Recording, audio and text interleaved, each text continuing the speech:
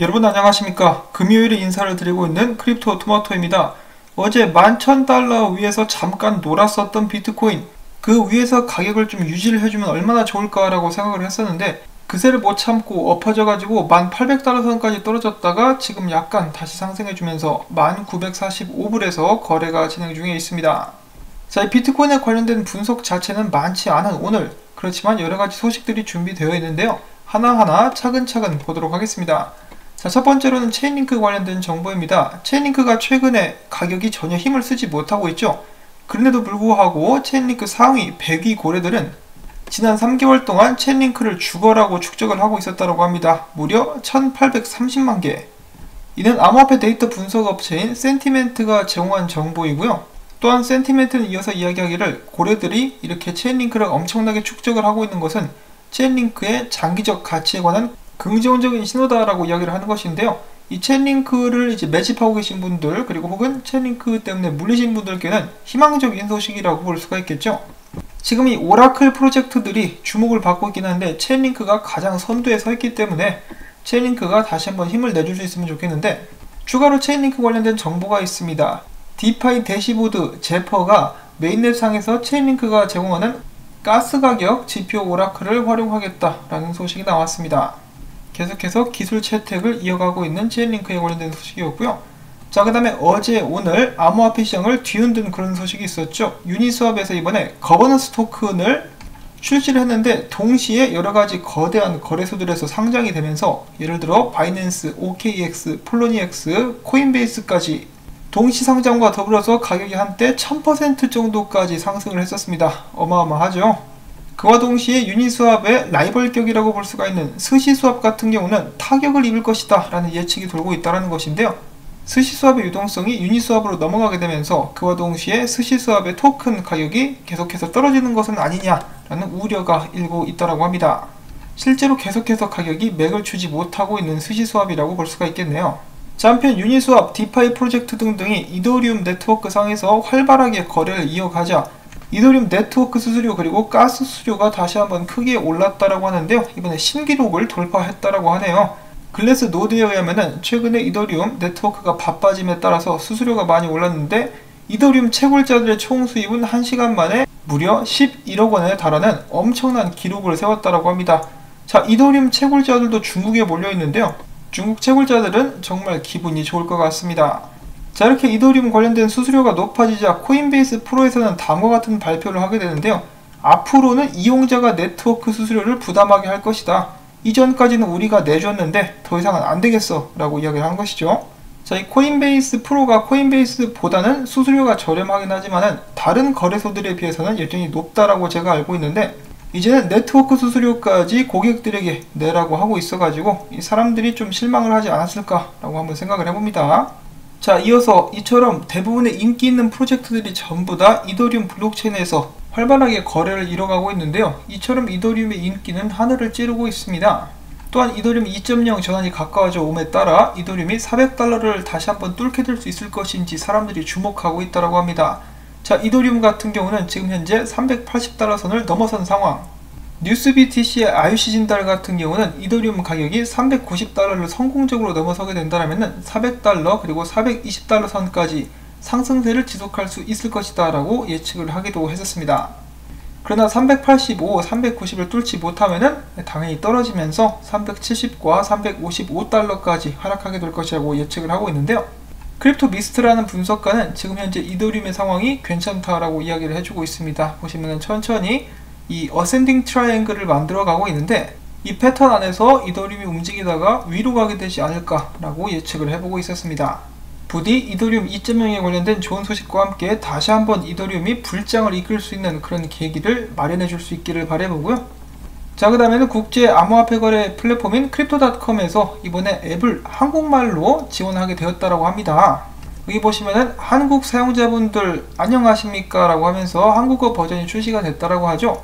그래서 기존에 앱을 사용하고 계셨던 분들께서는 앱 세팅에 가셔가지고 랭귀지에서 한국어를 선택을 하시면은 이제부터는 한국말로 앱을 활용하실 수가 있게 된다고 합니다. 거래소도 마찬가지고요. 크립토닷컴 앱을 통해 가지고 스테이킹 기능이라든지 AI 트레이딩, 크립토 비자 카드 신청 등등 여러가지 기능을 활용을 해보실 수가 있는데요.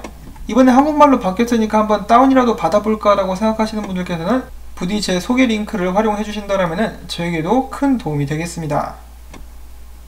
자, 그 다음에 좀 큰 소식은 아닌데요, 지나가는 소식 한 가지가 나와서 가지고 와봤는데, 중국의 블록체인 파트너 중에 사이페리움이라는 곳이 있다고 합니다. 얘네들이 트위터 상에서 그 자신들의 암호화폐 프로젝트 아이콘을 4번째로 부여받았다라고 하는데요, 지금 현재 트위터 상에서 제공하고 있는 암호화폐에 관련된 아이콘은 3가지입니다. 비트코인, 그리고 크립토닷컴 코인, 바이낸스 코인인데요, 이번에 4번째로 사이페리움 코인인데, 자, 좀 아이콘이 이쁘지는 않아요. 근데 트위터에서 이런 식으로 지원을 받게 되었다고 합니다. 트위터에서 이런 식으로 아이콘을 이제 지원을 해주는 기준이 뭔지는 잘 모르겠는데, 아무튼 이 코인 이런 식으로 트위터가 대접을 해주고 있다고 하네요. 자, 그 다음엔 페이팔에 관련된 정보가 있습니다. 최근에 CNBC 프로그램 중에 스쿼트박스라는 프로그램이 있는데, 이 프로그램에 출연한 아스피리언트라는 회사의 매니징 디렉터는 이렇게 이야기를 했다고 합니다. 지금 현재 페이팔이 기존의 상점들이 암호화폐로 지불하는 것을 지원하기 위해서 준비를 하고 있다. 그리고 이러한 움직임은 앞으로 암호화폐가 대중화되는데 중요한 역할을 하게 될 수 있을 것이다 라고 이야기를 한 것인데요. 자, 페이팔 같은 경우 지금 좀 잠잠해졌지만은 지난 6월쯤 해가지고 암호화폐에 관련된 여러가지 소문 및 개발이 진행되고 있었다라고 말이 많았었으나 지금은 잠잠한 상태라고 볼 수가 있겠습니다. 자, 이 사람이 방송에 나와서 헛소리를 할 것 같지는 않고요. 지금 페이팔 측에서 암호화폐 관련된 서비스를 준비를 하고 있다는 것인데, 이것을 시작으로 궁극적으로 나중에는 페이팔 자체 내에서 암호화폐를 전송하는 기능도 나오게 될 수 있지 않을까라고 한번 생각을 해봅니다. 이 페이팔과 같은 회사가 암호화폐 사업에 뛰어든다. 이를 통해서 앞으로 더욱더 많은 일반인들이 암호화폐에 대해서 알 수 있게 되겠네요. 시간이 갈수록 미래가 밝아지고 있는 암호화폐라고 볼 수가 있겠습니다. 자, 그 다음으로 넘어가기에 앞서서 알트코인들의 목줄을 죄고 있다라고 또 볼 수 있는 비트코인 도미넌스 잠깐 보도록 하겠는데요. 어제 제가 영상을 만들고 있을 때 여기 딱 정점에 달했을 때, 고점을 찍었을 때 말씀을 드렸었는데 과매수되었습니다 라고 말씀을 드렸는데, 지금 좀 떨어지고 있죠. 떨어지면서 알트코인들이 숨을 돌릴 수 있는 공간을 마련해 주고 있습니다. 자, 지금부터는 이 비트코인 도미넌스가 어디까지 떨어지겠느냐, 그것이 문제다라고 볼 수가 있겠는데요. 맥디를 봤을 때는 지속적으로 하락할 것 같아요. 지금 만약에 비트코인이 어느 정도 가격을 좀 유지를 해주면서 도미넌스가 쭉 빠지면은 이번 주말 동안에 알트코인 중에 이제 엄청나게 상승하는 알트코인들이 나오게 될 것이라는 기대감이 늘어나고 있습니다. 알트코인 거래를 하시는 분들께서는 항상 이 비트코인 도미넌스가 어디로 가는지 예의주시하시면서 지켜보셔야 될 것 같고요. 그 다음에는 비트코인 소식들로 한번 넘어가 보도록 하겠습니다. 자, 벡트, 잊을만 하면 한 번씩 고개를 들이미는 벡트인데요, 이번에 비트코인 선물 거래량이 사상 최고치를 다시 한번 경신하게 되었다고 합니다.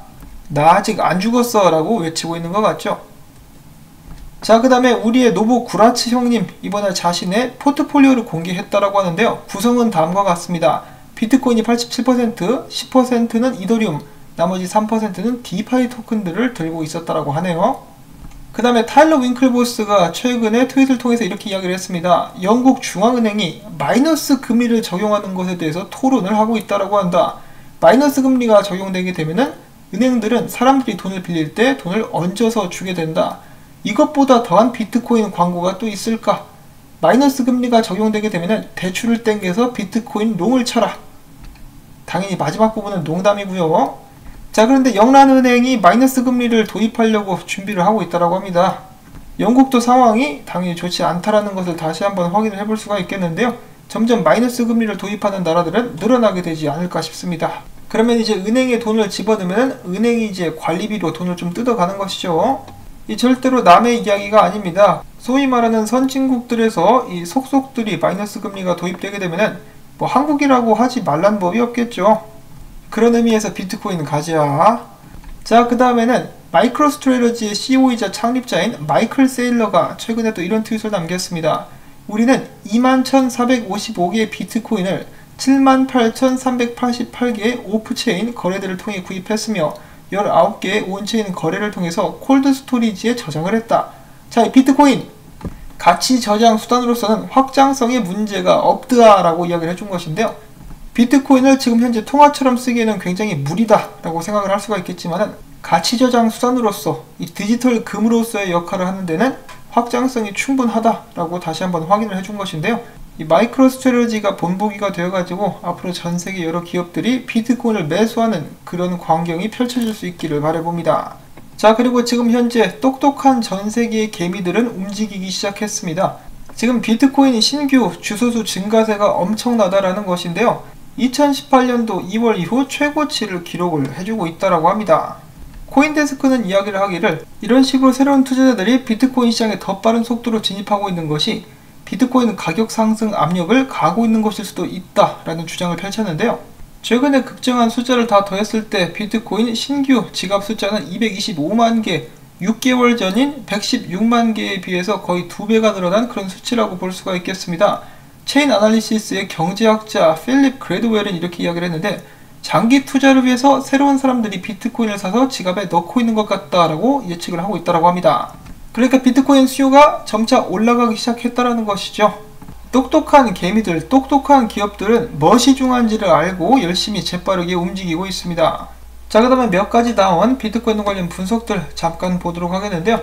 코이니스 협약 분석가 카를로스라고 되어 있는데 영어로는 찰스라고 되어 있네요. 그래서 차를로스라고 부르도록 하겠습니다. 이 차를로스 같은 경우는 비트코인이 지금 현재 1600달러를 잘 지켜줘야 된다. 여기만 잘 지킬 수 있다면 추가적인 상승 곡선이 형성될 수가 있으며 추가적인 상승을 기대를 해볼 수가 있겠으나 방심은 금물 1900달러에서 11200달러 사이 저항선들이 쫙 깔려있기 때문에 조심해야 된다라고 강조를 했고요. 블룸버그의 분석가 같은 경우는 비트코인의 고정적인 공급량과 수요 증가로 인해서 가치가 지속적으로 오르게 될 것이다 라고 전망을 했다라고 합니다. 저희가 앞선 기사를 봤을 때 확실히 수요가 올라가고 있는 것 같죠. 자, 그리고 그 다음 정보로는 크립토 비트코인 크리스가 다른 데서 퍼온 정보 그래가지고 화면이 좀 흐립니다. 그래도 대충 알아보실 수는 있을 것 같은데요. 이 당연히 보이고 있는 차트가 비트코인 가격 그리고 밑에 있는 보라선이 테더의 시총입니다. 테더의 시총에 약간 상승이 올 때마다 비트코인이 열심히 오르는 모습을 확인을 해볼 수가 있겠는데요. 이전부터 테더의 전체 시총과 비트코인은 함께 움직인다라는 속설들이 많이 있었습니다. 최근 경우만 해도 테더 시총이 오를 때마다 비트코인이 열심히 무럭무럭 콩나물처럼 자라나고 있는 그런 모습을 확인해 볼 수가 있는데요. 최근 마지막으로 목격된 테더 시총 어떻죠? 스페이스 X에서 쏘아올린 우주선처럼 쭉 올라가 버렸죠. 만약에 비트코인이 이것도 따라간다 그러면은 쭉 올라갈 거예요. 지금부터.